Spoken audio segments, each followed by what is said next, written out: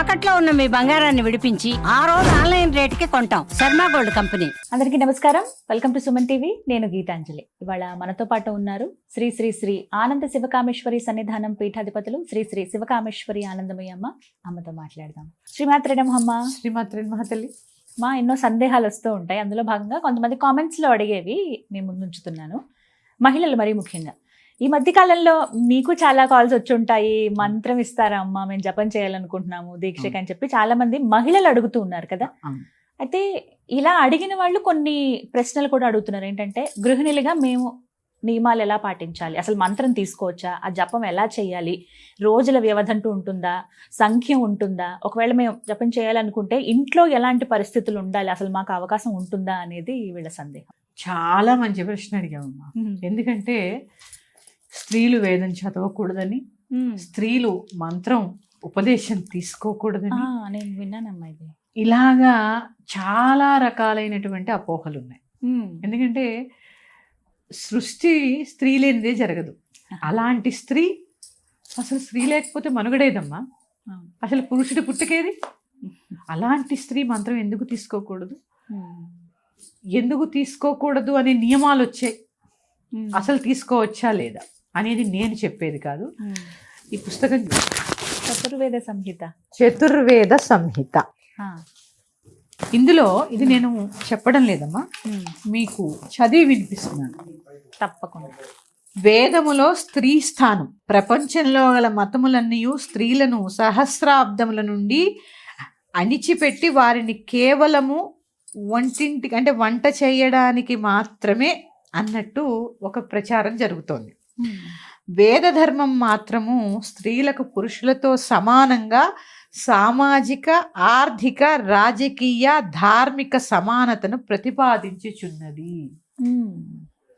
దీనికి ఉదాహరణలు కూడా ఉన్నాయి, నేను చెప్తాను. అట్టి వేద రుక్కులను కొందరు విపరీత వ్యాఖ్యానాలు గావించి స్త్రీ శూద్రౌ నాధీయత మిత్రశంతే అంటే స్త్రీలు శూద్రులు వేదము చదవకూడదని నిషేధించబడింది. ఇది వేదంలో ఉన్నది కాదు. అసలు మామూలుగా మనకేంటంటే అష్టవర్షాత్ భవేత్ కన్యా అని సమర్పించి చిన్న పిల్లలకు వివాహం చేసేసి వాళ్ళు పూర్వం పెద్ద పెద్ద వాళ్ళకి ఇచ్చి పెళ్లి చేస్తే వాళ్ళు వితంతువుల కింద మారి అనేక కష్టాలు పడ్డారు ఆడవాళ్ళు. చాలా అమ్మా. ఇప్పుడు మనం చూస్తున్నది, ఇప్పుడు మన స్త్రీలందరూ అనుకుంటున్నారు మేము చాలా కష్టపడిపోతున్నాం పురుషుని వల్లని. కాదమ్మా, మన కష్టం కాదు. ఎందుకంటే అమ్మా, 8 సంవత్సరాల పిల్లలకి పెళ్లి చేస్తే చాలా ముసలి వాళ్ళకి కన్యాశుల్కం తీసుకుని పెళ్లి చేసేవారు. వీరు పుష్పవతయ్యే చాప మీద ఉన్నప్పుడు వాళ్ళు చనిపోయిన సందర్భాలు, అలా ఉన్నవాళ్ళు అంటే 8 సంవత్సరాల నుంచి చచ్చిపోయేదాకా వైధవ్యం పొందిన వారిని నేను నా బంధువుల్లో, నా స్నేహితుల్లో చాలా మందిని చూశాను మా వర్గంలో. వాళ్ళ కష్టాలు వర్ణనాతీతం. వాళ్ళకి ఏం తెలుసు మా వయసులో, అందరూ ఒకలా ఉంటారు, వాళ్ళు ఒక్కలే. ఇలాంటి దుస్థితి ఏర్పడింది నిజంగా చెప్పాలి అంటే. అంటే ఇక్కడ చూడండి, ఎత్ర నార్యంతు పూజంతే రమంతే తత్ర దేవత. ఎక్కడైతే స్త్రీ పూజింపబడుతుందో ఇక్కడ స్త్రీ మంత్రం చదవడానికి లేదు అనడానికి సరస్వతి వాక్కు, లలిత పరమేశ్వరి అనుగ్రహము, లేకపోతే ధైర్యం కావాలి అంటే వారాహి, శ్యామల, ఇలా రకరకాల పేర్లు పెట్టి మనం స్త్రీని అనునిత్యం పూజించుకుంటూ ఉంటాం. ఆఖరికి డబ్బు కావాలంటే అమ్మా లక్ష్మీదేవి కరుణించంటాం. అంటే ఎన్ని రకాలుగా స్త్రీని, అంత గొప్పదైనటువంటి స్త్రీ మరి వేదం చదవడానికి పనికిరాదా అంటే అది తప్పు. నేను ఇంకా చెప్పాలి అంటే అమ్మా, దీనికి నేను ప్రత్యేకంగా నేను చెబితే మీరు నమ్మకపోవచ్చు, శాస్త్రంలో ఉన్నది చెప్తున్నాను. మంత్రదస్తులైనటువంటి స్త్రీలు అంటే సప్త ఋషులు మీరు చూసుంటారు. అలాంటి స్త్రీలు చూడండి ఇక్కడ ఎక్కడున్నారంటే అపాల. ఈవిడ అత్రి మహర్షి కూతురు, అత్రి అనసూయల కూతురు ఈవిడ పేరు అపాల.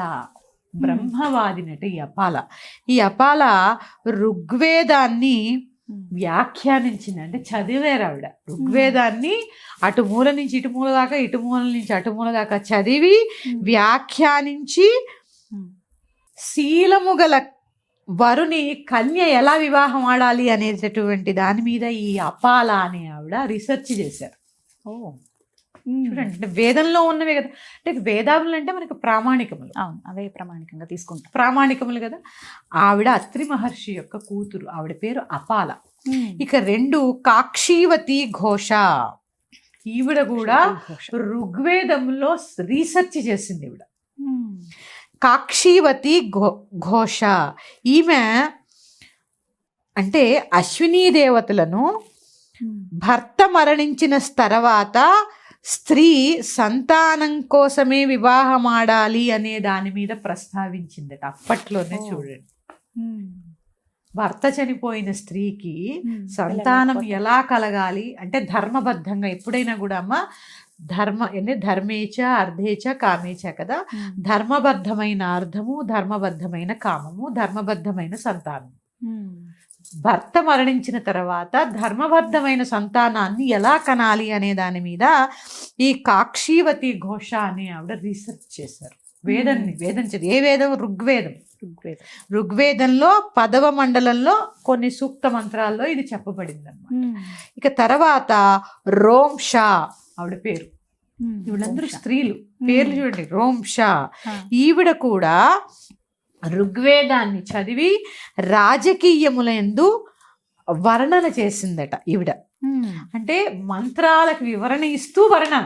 ఏంటంటే మంత్రాలు చదవచ్చా అని మీరు అడిగారు. ఈ మంత్రాలకి వర్ణన చేసిన ఆవిడ పేరు ఏంటి అంటే రోంషా.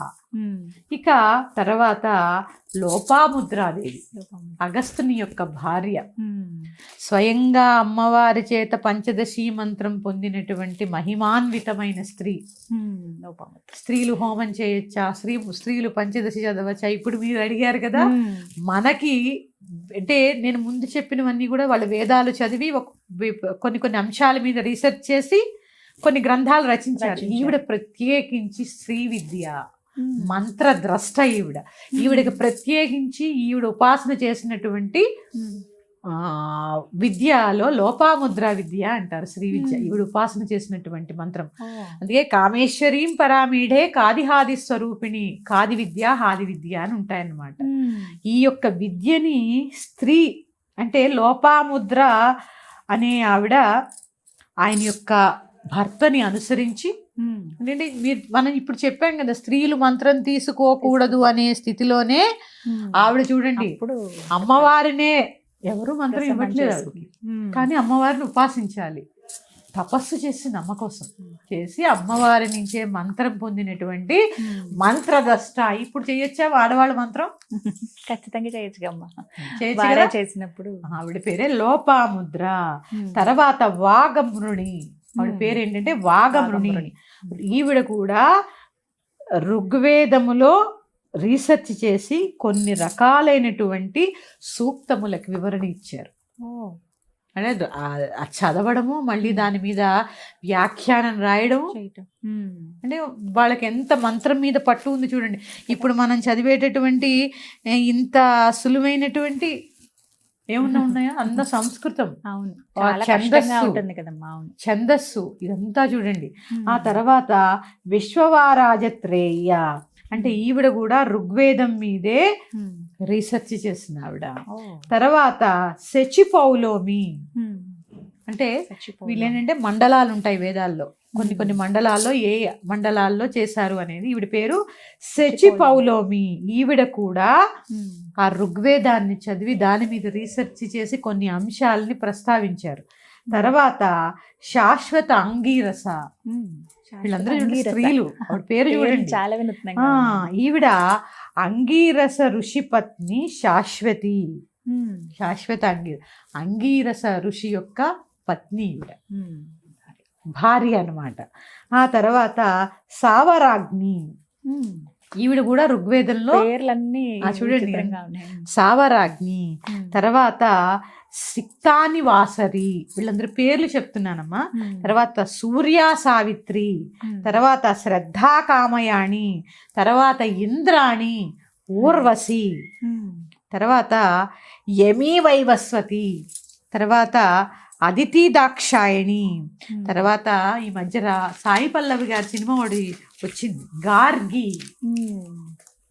గార్గి అనే పేరు మీ అందరికీ సినిమాలోనే విన్నాను కానీ ఈవిడ కూడా వీళ్ళందరూ కూడా వేదాధ్యయనం చేసి మంత్రద్రష్టలైనటువంటి స్త్రీలు. ఇక నియమాలంటారా, ఒకటి సాధించాలంటే కొంత పట్టుదల, కొన్ని నియమాలు అవసరం, పాటించి తీరాలి. ఎందుకంటే నీకు అది కావాలి అనేటటువంటి కాంక్ష ఉంటే అప్పుడు కదా నీకు మంత్రం. మానతా త్రాయతే ఇది మంత్ర. ఏదో నోటితో ఉచ్చరించడం కాదండి మంత్రం అంటే. ఏదో 26 అక్షరాల మంత్రం తీసుకున్నాం, 15 అక్షరాల మంత్రం తీసుకున్నాం కాదు. మానతా త్రాయతే ఇది మంత్ర. మననం చేసే కొద్దీ మంత్రం అవుతుందమ్మా. నేను ఇప్పుడు మీ పేరుంది గీత గీత గీత గీత అని మననం చేశాను అనుకోండి, అదే మంత్రం. ఆ శబ్దం, ఆ శబ్దానికి ఒక వైబ్రేషన్, ఇది మంత్రం అంటే. ఈ మంత్రము అహర్నిశలు నీలో చదువుతున్నప్పుడు ఆహార నియమాలు ఉంటాయి. ఎందుకు ఉంటాయి అంటే ఉల్లిపాయ వెల్లుల్లిపాయ తిన్నాం, కొన్ని రకాలైనటువంటి ప్రకోపాలు కామ ప్రకోపాన్ని ఉత్తేజపరుస్తూ ఉంటాయి, కోపాన్ని ఉత్తేజం చేస్తూ ఉంటాయి. అదే కాకుండా నీ శ్వాసని ఆధారం చేసుకుని దేవతలు నివసిస్తున్నప్పుడు నువ్వు తిన్నటువంటి ఉల్లిపాయ వెల్లుల్లిపాయ ఇవన్నీ వాసన వస్తూ ఉంటాయి. రజోభూయిష్టమైన ఆహారాలు కదా ఇవన్నీ. అంటే రకరకాల ప్రకోపాలని కలగజేస్తూ ఉంటాయి. నువ్వు ఎప్పుడైతే మంత్రం చేస్తూ ఉన్నావో నీకు పవర్ పెరుగుతుంది. నీకు కావాల్సింది ఏంటి? నీ శక్తి పెరుగుతుంది. నువ్వు కోపంలో ఎవరైనా తిట్టావనుకో నిజమైపోతుంది. అందుకని ఆ ప్రకోపాలని నువ్వు అదుపులో ఉంచుకోవడానికి నియమాలు పాటించి తీరాలి. అంటే ఇంట్లో కొన్ని తప్పవండి అన్నప్పుడు చెయ్యాలమ్మా. అంతే. అంటే ఏవి తప్పవు చెప్పండి. ఇప్పుడు మీరు అన్నట్టు బహిష్టు కలుపుకోకండి. 3 రోజులే కదా, మగవాళ్ళకి కూడా వంట చేయడం వస్తుంది, ఏమవుతుంది? 3 రోజులు ఎందుకు మీరు ఆ నియమం పెట్టుకోరు? దానివల్లమ్మా సరే మంత్రము ఇవన్నీ పక్కకు పెడితే 3 రోజులు రెస్ట్ తీసుకోవడం వల్ల హాయిగా ఈ వాత నొప్పులు లేకుండా ఉంటుంది. మరి మాకెవ్వరూ చేసేవాళ్ళు లేరండి. ముట్టుకోకండి, ఎక్కడో అక్కడ అయ్యో కర్రీ తెచ్చుకుని తినేయండి, అన్నీ ముట్టుకుని కలుపుకోవడం ఎందుకు? ఆ 3 రోజులు నియమం పాటించండి. ఇప్పుడు నియమము అంటే ఏంటి? నీకు మేలు చేసేది. కొన్ని కావాలి అంటే, కొన్ని సాధించాలి అంటే కొన్ని నియమాలు అవసరం పెట్టుకోవాలి. అలాని ఏవి పెద్ద పెద్ద మడులు దడులు ఏం అవసరం లేదు. ఇప్పుడు బహిష్టు సమయాల్లో పూజలు, బహిష్టు సమయాల్లో వ్రతాలు, బహిష్టు సమయాల్లో జపాలు నిషిద్ధము. ఎందుకంటే నీ శరీరము శుద్ధి అవుతోంది, నీ శరీరంలోంచి అపానంలోంచి రక్తం వెళ్ళిపోతుంది. నువ్వు జపం చేసినా ఎందుకు చెప్పారు తెలుసా అమ్మ? నీ శరీరంలో నిలబడదు, అపానం కిందకి వెళ్ళిపోతూ ఉంటుంది. అపాన వాయువు కిందకి, ఇప్పుడు చూడండి భూమి ఆకర్షణ శక్తి లాగా ఏది వేసినా కిందకే వెళ్ళిపోతున్నప్పుడు వెళ్ళిపోతూ ఉంటుంది కదా. ఆ సమయంలో శరీరంలోంచి రక్తం బయటకు వెళ్ళిపోతూ ఉండి శుద్ధి అవుతూ ఉంటుంది శరీరం. నువ్వు ఏం చేసినా బయటకు వెళ్ళిపోతుంది అంతే. అందుకని నియమాలు పాటించగలిగితే మాత్రం చాలా విశేషం తల్లి. తీసుకోవచ్చు. మంత్రాలు గురువుపదేశం లేకుండా తీసుకోకూడదు. కాబట్టి ఆ గురువులు, ఆ సాంప్రదాయాలు, మీరు ఏ సాంప్రదాయంలోకి వెళ్ళారు, వారు మీ గురువులు ఏం చెప్తారో అది తీసుకుని తప్పకుండా మంత్రం తీసుకోవచ్చు. క్లారిటీ. మంత్రం అమ్మా అందరికీ వచ్చేది కాదు. ఆ భగవంతుడు ఏ అక్షరాలు తీసుకుంటున్నామో ఆ భగవంతుడి అనుగ్రహం ఉంటేనే మన దాకా వస్తుంది. అదైతే గుర్తుపెట్టుకోండి. అందరూ తీసుకోండి, సాధన చెయ్యండి. స్త్రీ సహజంగానే శక్తి స్వరూపిణి. అనేక రకాలైనటువంటి ఒత్తిళ్లతో కొంచెం వీక్ అవుతున్నాం మనం. ఎప్పుడైతే ఈ మంత్రం జపం చేస్తూ ఉంటామో శక్తి ఇంకా పుంజుకుంటుంది. మన కుటుంబానికి రక్షణ వలయంలా ఉంటుంది. చక్కగా మంచి గురువుల్ని ఆశ్రయించండి. ఒక్కటే ఎప్పుడైనా గురువుని ఒకసారి ఆశ్రయించే ముందు 1కి 10 సార్లు ఆలోచించుకోండి. అవును. గురు పరంపర, ఎందుకంటే వెళ్ళిపోయిన తర్వాత మళ్ళీ వెనక్కి రావద్దు. ఒకసారి వెళ్ళిపోయిన తర్వాత ఆ గురు పరంపరని ఒక 10 సార్లు ఆలోచించుకుని ఈ గురువు మాకు కరెక్టా కాదా, నువ్వు చెప్పక్కర్లే, ఈ గురువు నీకు కరెక్ట్ అయితే ఏదో ఒకలాగా దర్శనం దొరుకుతుంది, అక్కడ చాలు మీకు తెలిసిపోతుంది. పూర్వ జన్మలో నీకు ఆ గురువుతో అనుబంధం ఉంటుంది, మీరు చేరతారు ఆ గురువు దగ్గర. అందుకని చక్కగా ఒక గురు పరంపరలోకి ప్రవేశించి ఆఖరికి పంచాక్షరి మంత్రమైనా అష్టాక్షరి అయినా, ఇప్పుడు రామానుజాచార్యులకి ఆయనకి ఇవ్వగానే ఎవరికి చెప్పకు అన్నారు, కానీ ఆయన బహిరంగంగా అందరికీ చెప్పారా లేదా? ఆయన గురువేగా అందరికీ. అందుకని బహిరంగంగా ఆయన ఇచ్చారు, అందరూ సాధన చేశారు. ఏదైనా సరే గురువు ద్వారా తీసుకుని చేయడం ఉత్తమం. అది మంత్రం యొక్క గొప్పతనం. స్త్రీలు చేయకూడదనే నియమాలు అయితే ఏమీ లేవు. చక్కగా చేసుకోవచ్చు. మరిన్ని సందేహాలు ఏమైనా కామెంట్స్ అడిగితే మళ్ళీ మీ ముందు తప్పకుండా తెలియజేస్తాను. శ్రీమాత్రే. శ్రీమాత్రే.